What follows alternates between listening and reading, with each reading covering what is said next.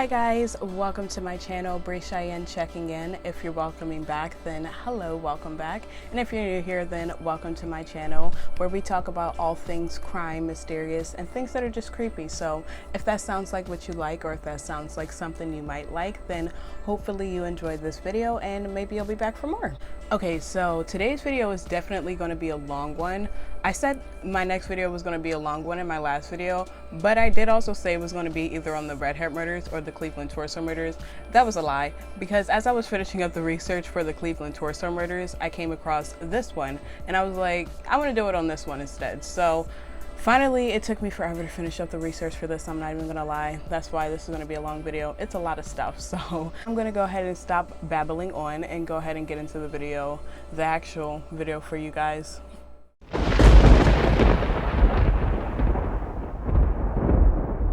The West Mesa bone collector refers to a serial killer that murdered at least 11 known women and a fetus between 2001 and 2005 and buried their bodies in West Mesa, which is in Albuquerque, New Mexico. West Mesa refers to an elevated landmass that actually just started off as a mere outskirt of Albuquerque. The population began to grow in the late 1980s, and the population went from 40,000 people in 1980 to about 200,000 people today. Residential and commercial advancements in the area started attracting businesses and visitors, which led to the population influx. They were doing pretty well. They were on a pretty good incline up until the market crash in 2008, which caused a lot of construction companies to completely halt their plans, even though they were in the middle of building a lot of the communities. So because of this, it led to a lot of like half-finished communities in the area. The West Mesa victims went undiscovered for years due to the police's carelessness. A lot of it was actually due to the police's carelessness when it came to investigating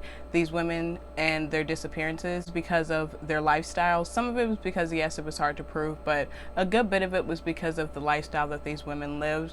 And you'll see what I mean when I get into that. It wasn't until February 2nd of 2009, years after the last known victim had been murdered, that the bodies were discovered.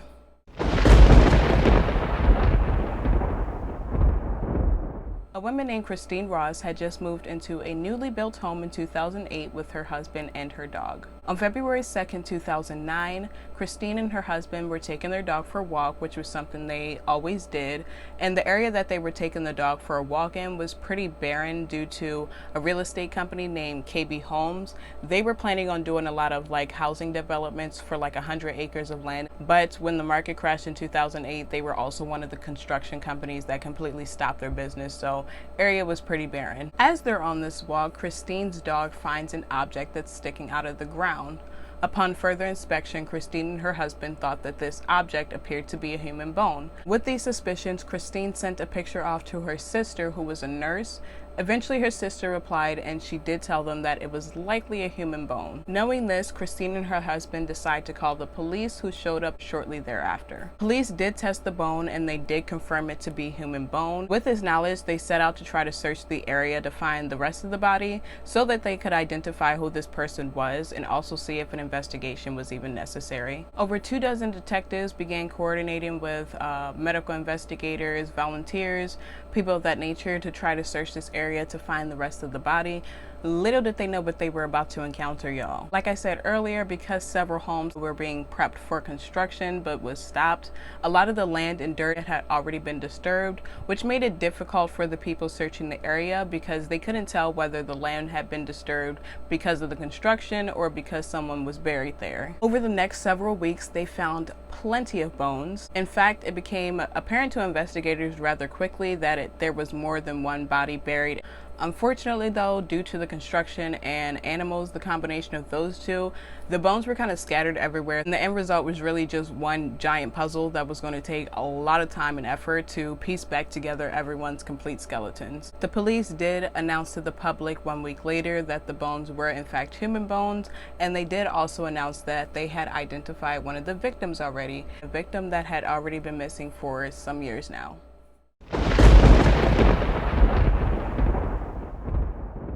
Victoria Ann Chavez was 26 years old at the time of her disappearance, and she was also a mother of 2.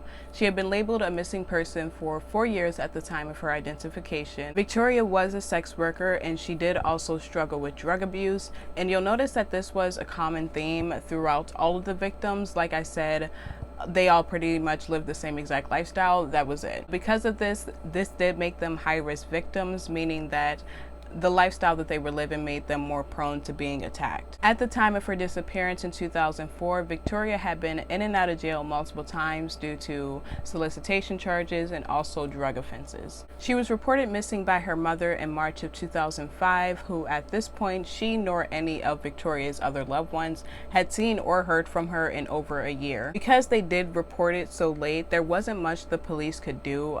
There wasn't much evidence to go off of. It's estimated that she was killed and buried in West Mesa between 2004 and 2005, which is based off of when she was reported missing. However, because it had been so long, her body was too far decomposed to tell an exact time of death, and also it made it impossible to determine the cause of death as well. After this week, the police continued to search the West Mesa area in order to find more of the bones. On February 21st, 2009, the police found the body of 2 more victims, and 2 days later, on February 23rd, 2009, the police found the body of another woman.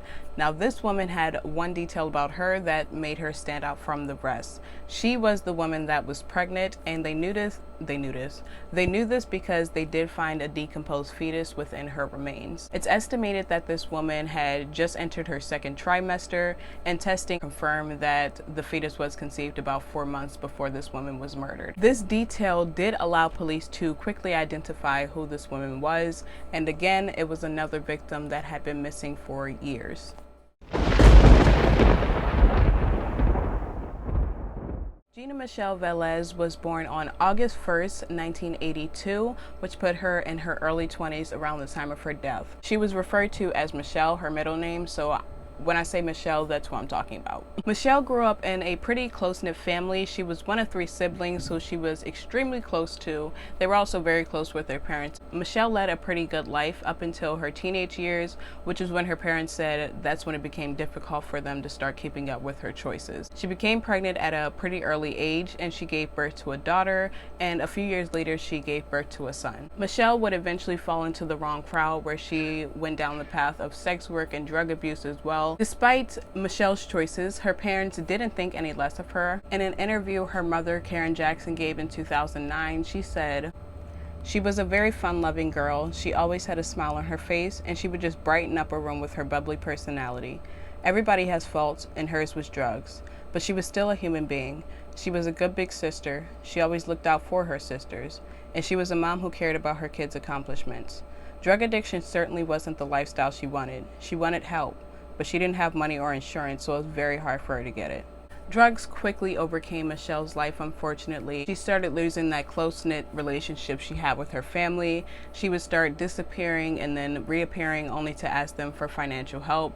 Eventually, though, she just stopped reappearing, and before long, it had been weeks before anyone had spoke to or seen Michelle. She was reported missing by her family in February 2005, which was roughly 1 month before Victoria Chavez was reported missing. The police did already know about her drug use and sex work because of previous offenses she also had. Despite being classified as a missing person, the police weren't actually actively investigating her case. Michelle became the 8th body to be found in the West Mesa area, and her time of death is estimated to be around the same time as Victoria, 2004 to 2005.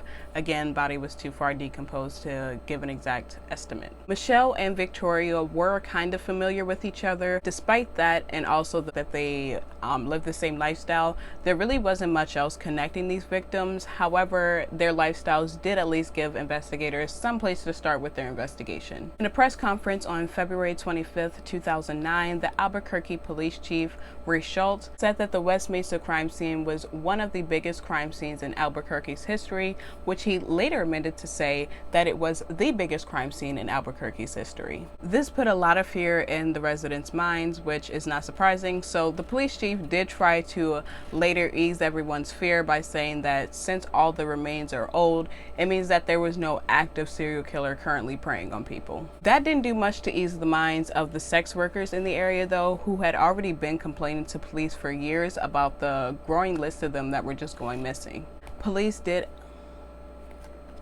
Due to when the victims were killed, it's estimated that the serial killer had only been active for a handful of years between the early 2000s. Maybe. It could just also mean that he moved on somewhere else and was just burying his victims elsewhere, but we'll never know. Because these two victims did have the same lifestyle, it made it easier for investigators to start identifying the other victims that they found, because they quickly realized that a lot of them were missing sex workers in the area.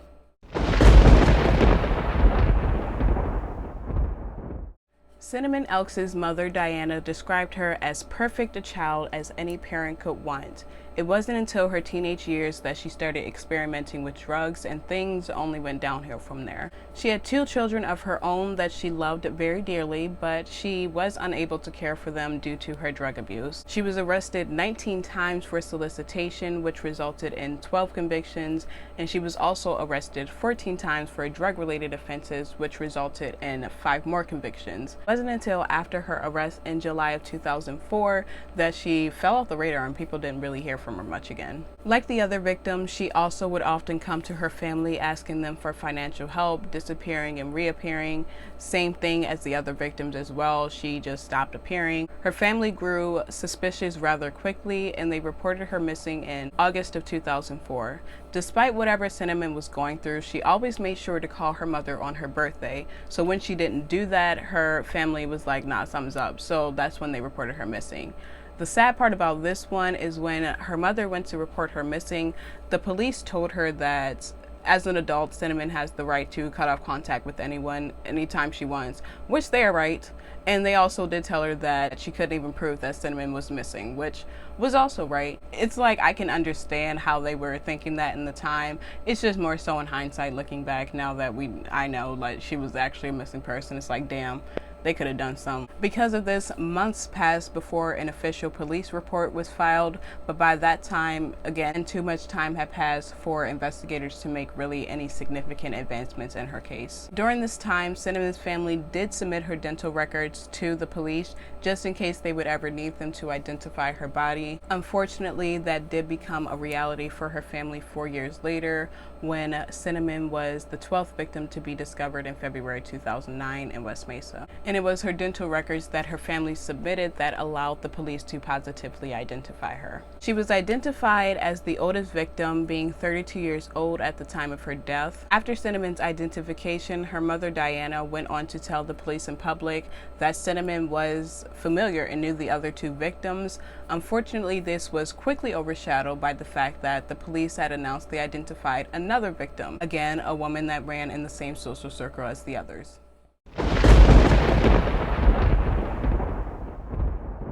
Julie was an Albuquerque native who was born to a single mother named Eleanor. She had one sibling named Camille, who she was incredibly close to. She also gave birth pretty young as a teenager to a son. She didn't start using drugs though until she was 19 years old, but at the time she did, it quickly grew into abuse. Julie was last seen by her family in August of 2004, and she was reported missing by them not too long later. As is the same with the others, despite being reported missing, there wasn't much effort being put into her case. Julie's loved ones did take her disappearance very hard. In fact, 2 years after her disappearance, her best friend and her sister were found dead from a drug overdose in an Albuquerque motel. Julie's loved ones alleged that Camille's death was directly tied to Julie's disappearance. That's exactly what her mother told the Albuquerque Journal in 2009. Their mother became the sole guardian of both of their sons, and their family finally received answers about Julie's disappearance when her body was discovered in West Mesa in 2009. Now, less than 2 years after Camille's passing, Eleanor now also had to put Julie to rest. Aside from the solicitation and drug use, these women also all did run in the same social circle. They were all estimated to have disappeared around the same time, roughly a 6-month gap between 2004 and 2005. By this time, the police chief did admit that these women were all killed likely by the same individual. He did refrain from using the word, or the phrase rather, serial killer. The investigators explored many avenues to try to find any type of details, any evidence, including who these women were dating, who were they friends with, who were they servicing, all that stuff. But it was extremely difficult because these women all lived relatively transient lifestyles, so trying to retrace their steps so many years later was really difficult for the investigators. Also, many of the people and social circle that they ran around, by this time it's been so many years, they moved on with their lives. People had moved to the other side of the country, some people had passed away. 7 more women were discovered in West Mesa, but their identities were still unknown at this time. Shortly after Cinnamon's identification, her mother Diana actually came out and said that she had heard rumors from Cinnamon's friends over the years depicting the situation of her death. Over the years, Diana had heard from numerous people that apparently before Cinnamon was killed, she was going around telling other sex workers that there was a dirty cop that was killing sex workers in the area and decapitating them and burying their bodies out in West Mesa. Diana did say that she reported these phone calls to the police. During that time, though, they failed to follow up, presumably because of the combination of it being pretty hard to prove, and also again because they just weren't really actively investigating any missing sex workers in the area. You know, now that I think about it, if she was saying it was a dirty cop, they probably weren't trying to investigate themselves. Oddly enough, Karen Jackson, who was Michelle's mother, reported that during this time she was receiving the same information. She had heard that Michelle and Cinnamon had been stabbed and buried out in West Mesa. Sometime before the bodies were even discovered out in West Mesa, Karen reported that Camille received a phone call from one of Michelle's friends offering her condolences regarding Michelle. Supposedly, this friend had heard that Michelle had been stabbed a bunch of times and thrown out somewhere, and this was reported in 2009 by the New York Times. Despite the numerous reports the parents made to the police over the years, they showed no interest in solving the case up until when the bodies were discovered in West Mesa. However, there was one detective who did show some interest in these missing women before their bodies were even discovered. In fact, it was the information that she gathered during this time before the bodies were discovered that allowed the police to now continue their investigation when they discovered the bodies. The information she gathered was used to guide the rest of the investigation.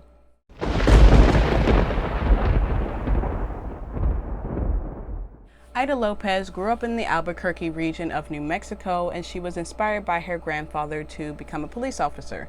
She attended college, and after she finished college, she enrolled in the police academy, where shortly after finishing the police academy, she became an Albuquerque police officer. Through her hard work, she would eventually rise to the rank of detective. As a detective, her work often took her to an area of Albuquerque known as the War Zone, which was a high crime area near Albuquerque Central Avenue. In 1991, the Albuquerque Journal described the War Zone as a loose jointed carnival of sex, drugs, and booze. And in 2009, the New York Times made a similar critique, saying it was a neighborhood of housing projects, heroin, and sex shops near the University of New Mexico. Detective Lopez's work allowed her to open her eyes to the reality that a lot of these sex workers were facing, and because of this, she became incredibly close to them over the years of her work and even started referring to them as her girls. Following a medical leave of absence that Detective Lopez had to take in the mid-2000s, when she returned, she was assigned to the area's missing persons cases, Michelle Valdez being one of them. As Detective Lopez started working through Michelle's story,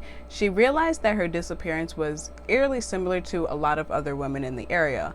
Primarily, they were all young Latina women who had fallen into sex work and drug abuse and had gone missing at a pretty rapid rate between 2001 and 2005. They also all disappeared from the war zone. Detective Lopez did begin to compile a list of all these missing women, which was up to 24, depending on the time of when you were looking at when she was making it. In 2009, a journalist named Maggie Shepard went on a ride-along with some of the Albuquerque police officers. During this ride, she did bring up the list of missing sex workers, and she recalled that they really weren't too interested in solving it. In an interview she gave, she said they weren't trying to make it seem like anything other than what it was, a list of missing prostitutes.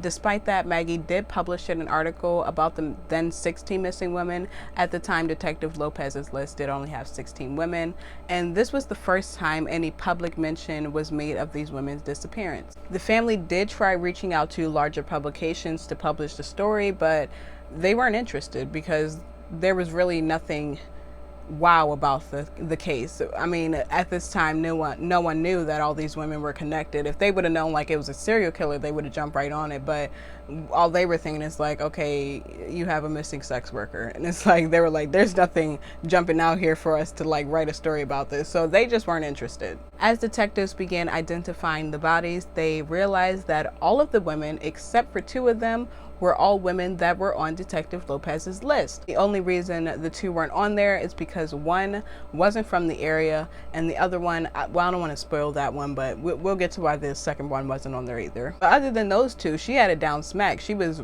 right on the money. All of the victims were buried without any personal items or clothing, and neither the cause or manner of death could be determined for any of them. They were all just labeled as homicidal violence. Due to the lack of outward trauma on the bodies, it is believed that they were either strangled or suffocated. Through March of 2009, police continued to try to identify the rest of the victims and also investigate leads. At the beginning of April, they announced that they identified 2 more victims.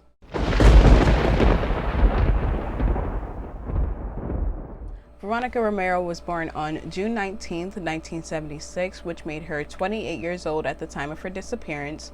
She was an only child, but she did also grow up in a close-knit family. She had 5 kids of her own, and she was also one of the women that was on Detective Lopez's list. Victoria was last seen in February of 2004, smack dead in the middle of the war zone. The last time she was seen, witnesses did say they saw her getting into a white pickup truck. Victoria's family members reported her missing around Valentine's Day, either the 14th or the 15th of February in 2004. After Veronica's disappearance, her loved ones would frequently venture into the war zone to try to find her and also give out missing persons flyers. After the bodies were discovered in West Mesa, her loved ones had no problem going to the police and voicing their displeasure with their their lack of activity in this case. Her identification was announced on April 2nd, 2009, and on that same day, the police announced that they identified another victim whose story actually predated the others by almost a year.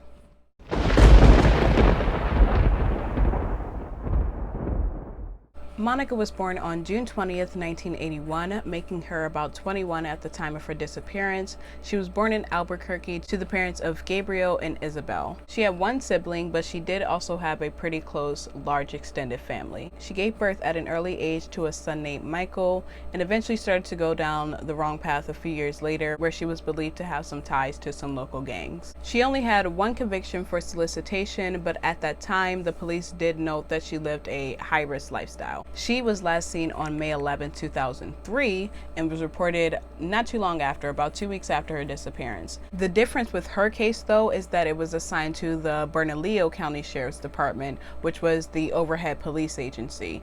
Now, they actually did put some effort into trying to find her. They investigated her case for roughly 6 months. During that time, they did document some rumors that were reported by her family. Specifically, her mother said that there was a man named Isaac that lived in the neighborhood that was going around and saying that she had been killed and buried in West Mesa. Now, this was documented as far back as 2003, which was 6 years before the bodies were even discovered. It is unknown, though, whether Isaac actually had any incriminating evidence, or was he just like talking out of his ass and just happened to be right. Her loved ones did begin searching the area, though, anyways, to see if they could find her. Ultimately, they did not discover her, but during their search, they did discover a human jaw. It didn't belong to Monica, though. Investigators did continue to follow up on leads until October of 2003, where they ultimately decided to give the case to the cold case unit, where it continued to sit for years. Because the Bernalillo investigators did put some effort into trying to find her, the police did now have a little more to go off of than they previously had with the other victims. They did know at this time that she was the only victim to have gone missing in 2003, and they continued to try to identify the remaining 5 victims, believing that they were all women from Detective Lopez's list, and this turned out to be true when they identified the next victim.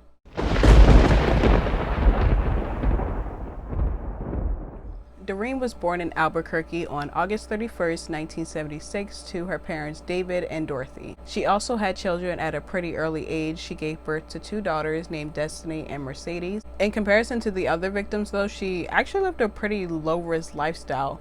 Like as a teenager, she was really present throughout her loved ones' lives. She drove a nice car, lived in a nice neighborhood, nice home. Her family described her as really bubbly and spirited, but it wasn't until later on in life that she started using drugs and things started going downhill from there because of a situation she went through. Her boyfriend at the time got sent to jail, and because of that, they broke up and she kind of had a mental breakdown and she started using drugs heavily afterwards. A friend told the Albuquerque Journal, it wasn't like she lived this lifestyle from 18 to 27. It wasn't like that. It's like the last year of her life she started having problems. She was a really good mom. Unlike the other victims, she did not have any charges for solicitation. She did have one conviction for a drug offense, and at that time, the police did believe she had some involvement in sex work. While she was in jail for this drug charge, she did have some dental work done in the local jail. This allowed investigators to catch a huge break when they were trying to identify the victims because she didn't have any other dental records besides the one she got from jail, so they were able to use that to identify her. Exactly when she went missing is unknown. Some of her loved ones claim it was in October 2003 when she was last seen dropping her daughter off somewhere, but this was later disputed by a friend who said they saw her months later in 2004. At this time, she had already been doing the reappearing and disappearing, so again, it was hard to tell exactly when she went missing. She would often leave her children in the custody of her father as well, so they estimate that she went missing just sometime between 2003 and 2004. She remained missing up until April 2009 when she was finally identified. The police continued excavating the area trying to find any remaining bones. By this point in April, they estimated that they had found roughly 90% of them, and now they had to go through a painstaking process of going through the soil again to try to find the rest of them. On April 24th, 2009, investigators released a photo of one of the victim's fingernails to the media. They were hoping that because this nail did have a specific design, that they would be able to link it to a specific salon. Unfortunately, they were never able to do so. The police finally ended their excavation on April 25th, which at the time, I'm not sure if it still is, probably, was the largest excavation in Albuquerque's criminal history.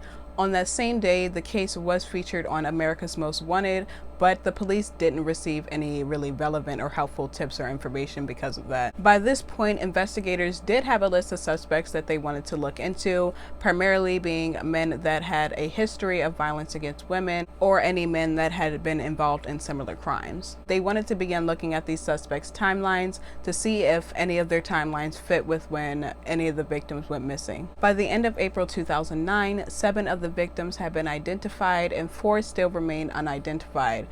At this time, the police still refrained from calling this the work of a serial killer. They only referred to it as the work of a single offender, which led to many speculations of people thinking it may have been tied to local gangs or even cartels. During this time, it also came to light that the police had asked the family of the women to not voice their concerns to the public, and the families kind of took this as the police trying to push these women's murders and disappearances under the rug again. And in order to disprove this, the police did offer a $50,000 reward for any information, and in 2010 it was doubled to $100,000. As police continued to try to identify the remaining victims, they requested the help of the FBI, who they requested their help at the beginning when they initially discovered the bodies actually. By summer of 2009, the FBI did put together a task force of about 40 officers to be actively investigating this case. Over this time, they conducted countless interviews from all over New Mexico and even stretched to neighboring states like Arizona and Texas. They even conducted interviews in Wisconsin because there was a serial killer there that was murdering sex workers as well. That killer, though, was later identified to be a man named Walter E. Ellis,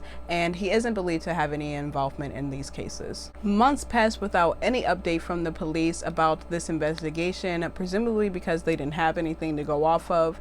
They received a lot of tips, probably they estimated in the thousands of tips from people offering information, but none of it was really relevant. They said a good bulk of it was from prisoners that were trying to offer information in exchange for leniency, but it wasn't any relevant information to go off of again. Out of all the 4 victims that were still identified, one of them appeared to be significantly younger than the rest. She wasn't nearly as mature. She was actually the victim whose fingernail that the police released to the media. She was believed to be a sex worker that just wasn't from the Albuquerque region, but for some reason her her work took her to the Albuquerque region. Police were able to determine a few things about her, them being that 1, she was African American, 2, she had broken her nose at some point in her life, and 3, she also had a deep cut in one of her legs. It wasn't until 9 months after the discovery of her body that she was finally identified in November of 2009.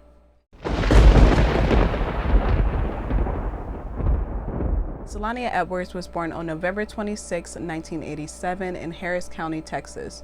She and her 7 siblings all grew up in foster care because they never knew their father, and their mother was incarcerated by the time she was 5 years old. Unlike the other victims, she was not an Albuquerque resident, and she was also African American. She was the only African American one. The others were all Latino. She lived in a foster home in Oklahoma, about 500 miles from Albuquerque, until summer 2003. August of that year, she ran away from her foster home and was labeled an endangered runaway at the time. One witness report did put her in the Denver area in May of 2004 at a motel that was known to law enforcement for sex work, but there was no information following up with this. Police did have reason to believe that she was involved in sex work, and she was traveling along Interstate 40 with 3 other women using the alias Chocolate or Mimi. However, not much else is known about her alleged life as a sex worker or her travel. She was one of the harder victims to identify because she didn't fit the profile of the killer, and she wasn't on Detective Lopez's list. It wasn't until a sketch was made of her skeletal reconstruction that investigators were finally able to catch a break. They were able to request her dental records from Oklahoma State, which allowed them to positively identify her. She was identified just days before the 9th and 10th victims.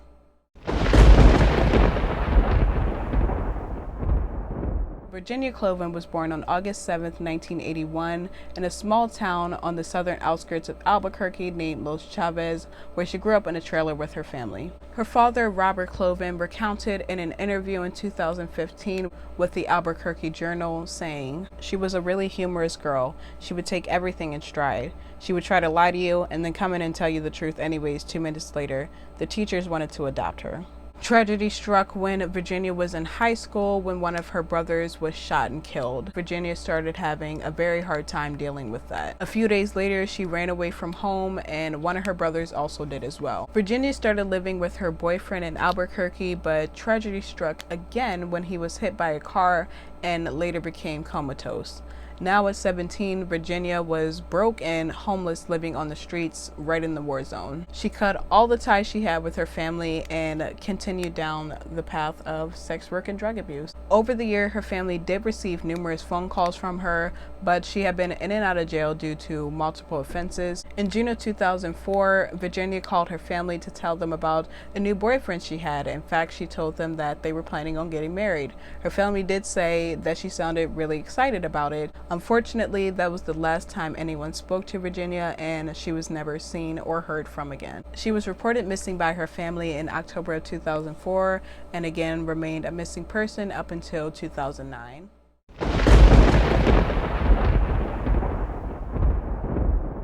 Evelyn was born in November of 1978. She also was a mother of 2 daughters named Mariah and Angel.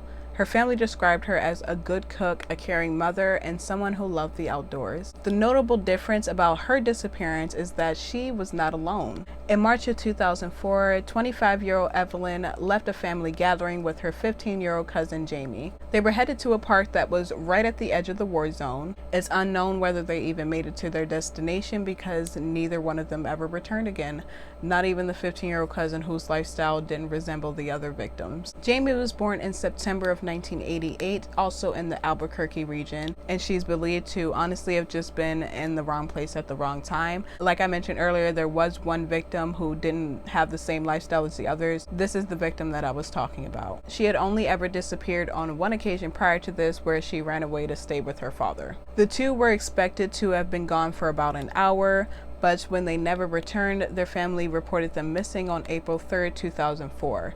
Evelyn was also one of the women that was on Detective Lopez's list. When the news broke of the victims in 2009, their family immediately went to speak to the local news station, hoping that Evelyn and Jamie weren't part of the victims. They unfortunately did later learn that both of them were victims of the serial killer, with Evelyn being identified in November 2009 and Jamie in January 2010. Police were finally able able to identify the last and final victim, Jamie, which came months after extensive DNA testing and back and forth communication between people.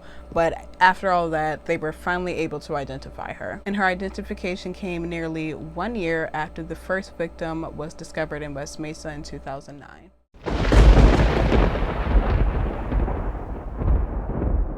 So after 1 whole year of investigating, investigators were finally able to identify all 11 victims, but they weren't any closer to finding out who done it. At the beginning of the investigation though, police did have one suspect that did keep coming up.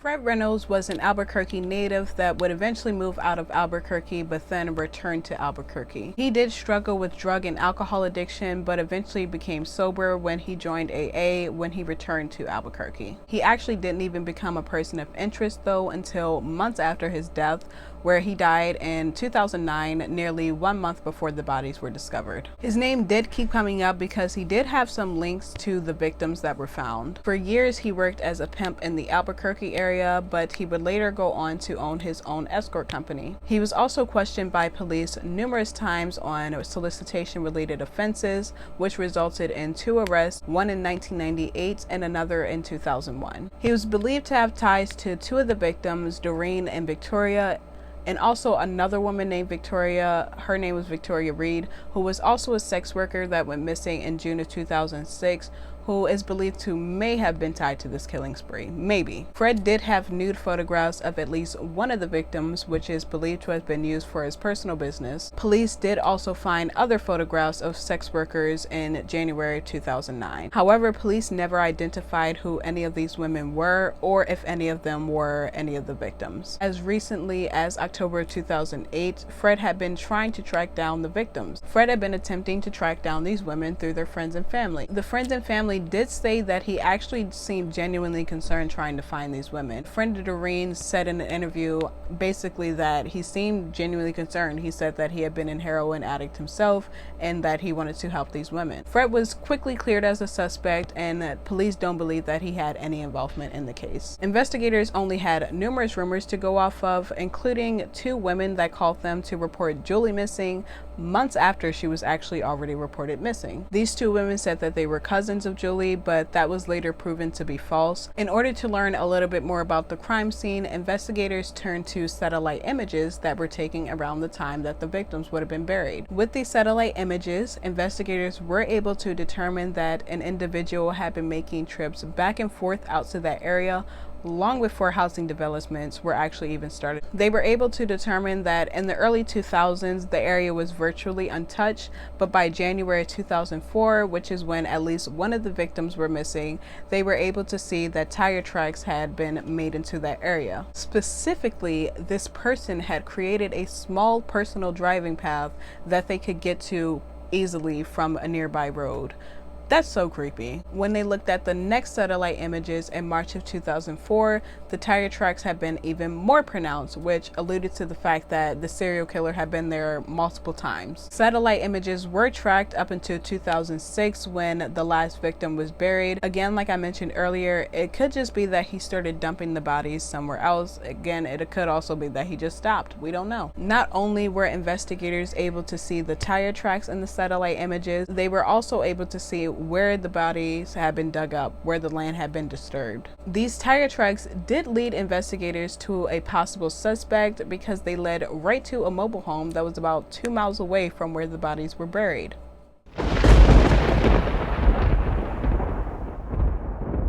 Lorenzo Montoya was a man that lived out alone in West Mesa and worked for a printing company.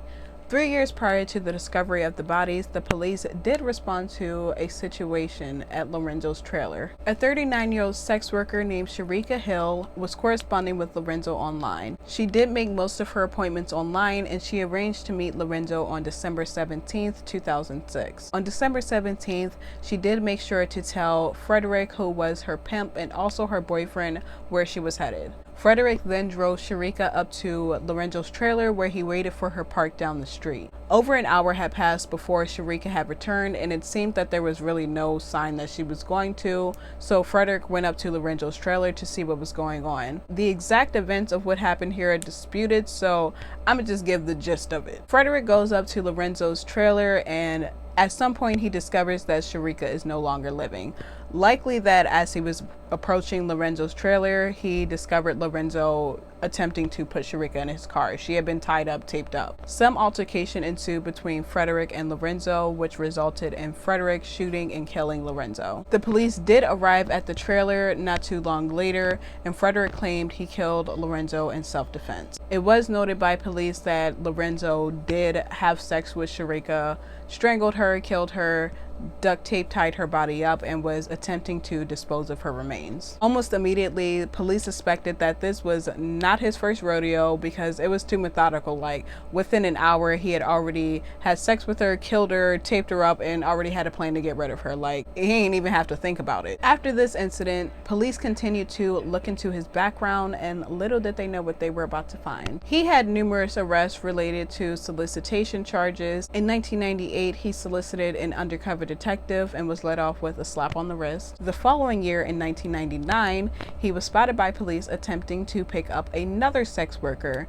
They followed him into an alley where they found him attempting to rape and strangle this woman. She even told police that he seemed to take pleasure in it. Upon being arrested, police did also find that he only had $2 in his pocket, which means that he probably had no intention of paying that woman and may have even been planning to just kill her. Following this incident, he was charged with multiple crimes. This didn't proceed forward because the women involved in the case didn't want any involvement in court proceedings. He was arrested again in 2003 for soliciting prostitute, only paying her $15. Outside of the solicitation related charges, he did have a few others. In 1986, he was arrested for aggravated battery, and that case was also dropped by the plaintiff. He pled guilty to a domestic violence charge in 1994, where his ex alleged that he beat her on multiple occasions and also made her do gross things that she wouldn't even speak about. He also allegedly threatened to kill her and bury her in lime. Oddly enough, between 1994 and 2001, Montoya called the police multiple times claiming that his car had been stolen or been damaged in fire or acid. In an article, these reporters did speculate that he may have been doing that trying to get rid of some evidence, and we'll never know, but it's just a speculation. After his death in December of 2006, 3 years before the bodies were even found,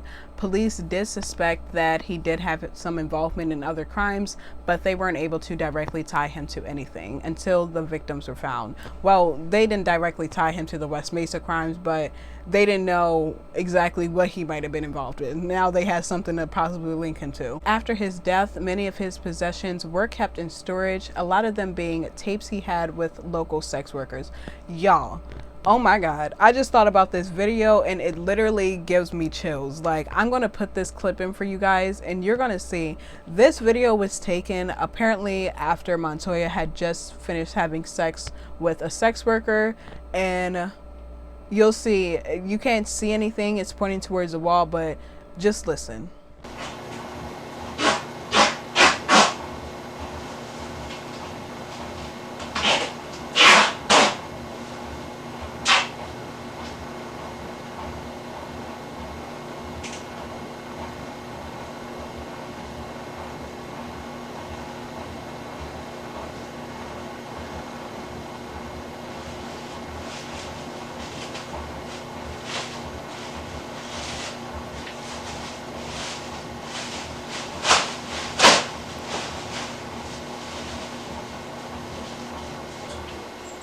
While Lorenzo still remains one of the likely suspects for the crimes, there's never been any evidence directly linking him to it, not even anything like purchasing of duct tape or any of the tools, which investigators could track before the bodies in West Mesa, the victims, started being killed out there. They also couldn't find any DNA evidence on the victims that linked him to them.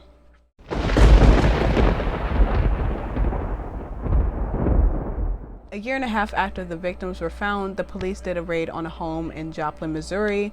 of a man named Ron Irwin, who owned a photography studio in Joplin. He came on the police's radar because they learned he took multiple trips to Albuquerque. The police kept mostly silent about the raid, but they did take away a lot of evidence from the trailer. Later that year, in December of 2010, the police released a series of photos of women to media outlets to try to identify who these women were. In these photos, the women appeared to be dead or unconscious. Many worried readers of these media outlets feared that these photos did come from this raid, and in fact they were right, they did. According to Irwin though, he said that Albuquerque was the perfect location for photography to photograph people that had never been photographed before. Police were able to tie him to specific times and locations that some of the victims went missing.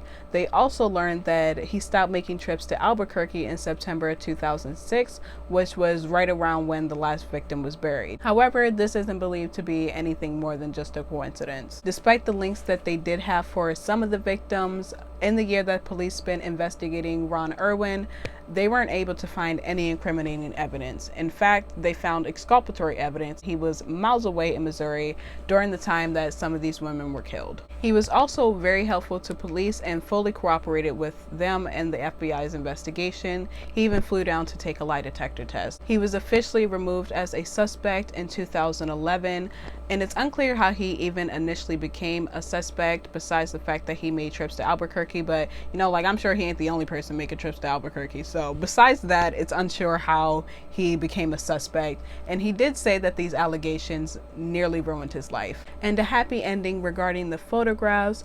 2 of the women from them were identified. One of them was identified days later, and she was found to be just okay and well. The other that was identified, they did find that she had died of natural causes, but this was before the publication was even made. Over the years though, police were never officially able to link any of these previous suspects to the crime. Another suspect did emerge, who they again also couldn't link directly to the crime, but remains as likely as a suspect as Lorenzo Montoya.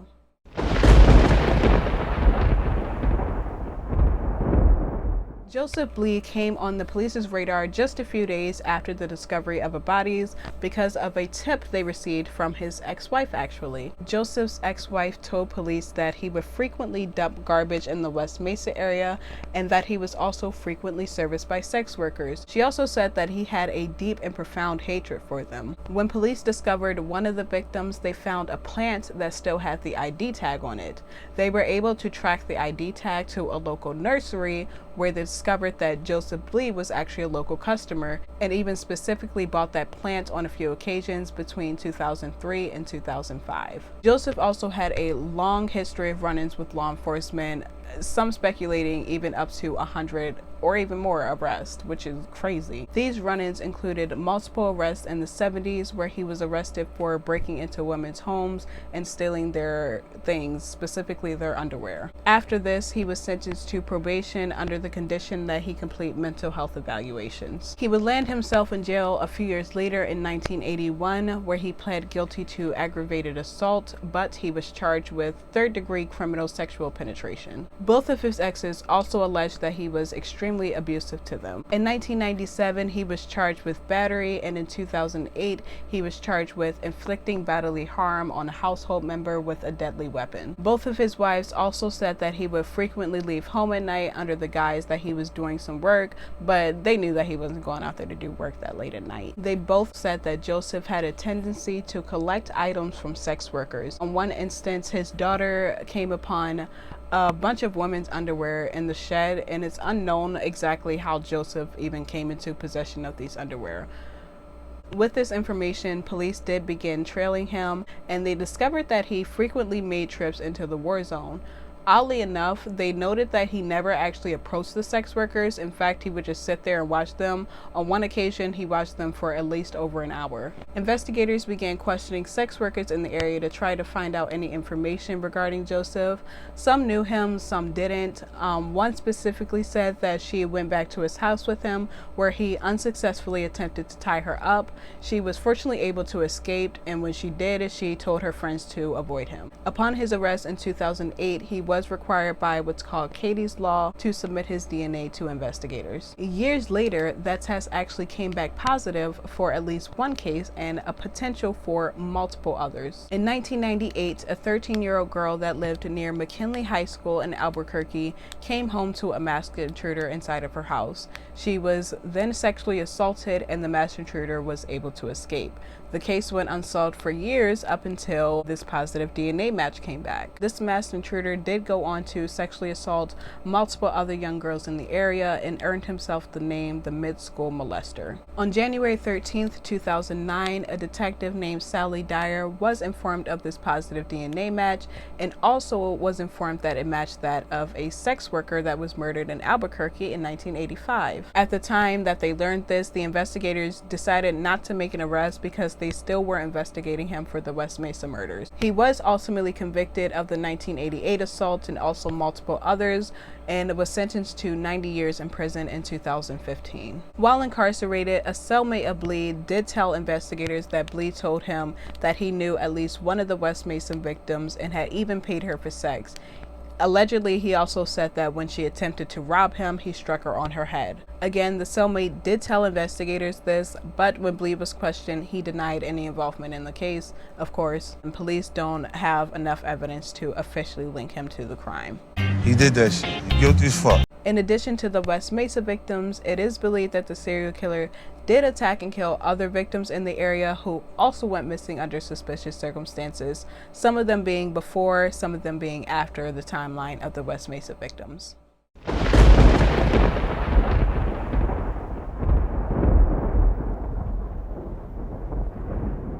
On July 5th, 2001, 20-year-old Darlene went off to Arizona with a man named Jorge and was set to return 2 days later. After those 2 days, she was never seen or heard from again, although Jorge was. It was reported that she may have been spotted in a couple other states years later, but there's been no confirmation of that in the years since, and she has never been found. Anna went missing on either January 20th or January 21st of 2005 and was reported missing about a week later. She also was a mother that left behind a young son. Felipa, aka Vicky, was reported missing not too long after she was released from prison in April of 2005. Nina, aka Jasmine, was 21 years old when she went missing in May of 2005.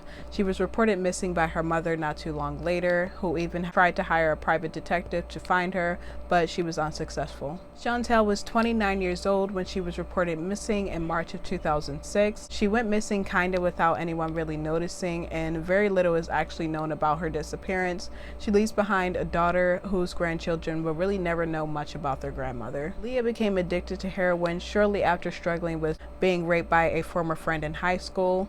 She relocated to Albuquerque to try to start her life over, but within 3 weeks she had fallen down the same path that the other victims did. She was last known to be alive in May of 2006, where she was meeting an unknown man at a cafe for a date. Vanessa was 24 years old at the time of her disappearance in the summer of 2006. On June 13th of that year, she was staying at an Albuquerque motel that was known for sex work, and following an argument with her sister, she walked away from the motel to cool off. She was never seen or heard from again afterwards. All of these victims went missing around the same time period that the other 11 victims went missing as well, and they also had the same social circle too. These women were also all included on Detective Lopez's list, and it is believed that they are also victims of the West Mesa bone collector, and just that they possibly were buried elsewhere. Every February 9th, they do continue to honor the West Mesa victims, and a lot has actually changed since the discovery of their bodies. In fact, the war zone is not called the war zone anymore. It's now known as the International District. Despite it still being a pretty big crime area in Albuquerque, it still has calmed down a lot. Police are now a lot more willing to investigate sexual assaults and rapes when they're coming from sex workers, and they also continue to use DNA advancements and any leads they can go off to try to still try to find this killer. Ida Lopez did retire from the police department in 2014, where she ultimately moved away from New Mexico to get away from everything. She couldn't stay away from long. A year later, she moved back and continues to investigate the case to try to find out who killed her girls. Ida got a hold of the case and noticed that there were so many girls missing. She took over the case. She gave me, poked my finger to get a blood sample just in case for DNA. And Then when they came to tell me that it was her, Ida came and told me that they found her. After learning about the case, a woman named Christine Barber did a great thing in Albuquerque. She set up an organization called Street Safe New Mexico in 2012. It's focused around the safety of sex workers, including pepper spray giveaways, safe sex information, and even something called a bad guy list. This organization publishes what's called a bad guy list. You can actually find it online just by Googling it, and it's a list of all the men in the area that sex workers have made complaints against, so they know who to avoid. Police continue to try to investigate the case and are still receiving regular tips at this number. If you so happen watching this video have any information or tips or anything to give the police, then please do so, because these women's family, they deserve some justice. All right guys, like I said, it was a long one, so hopefully you enjoyed that video and you'll be back for more. As always, we like short and sweet outros as well, so hopefully I'll see you back. For my next video. Bye.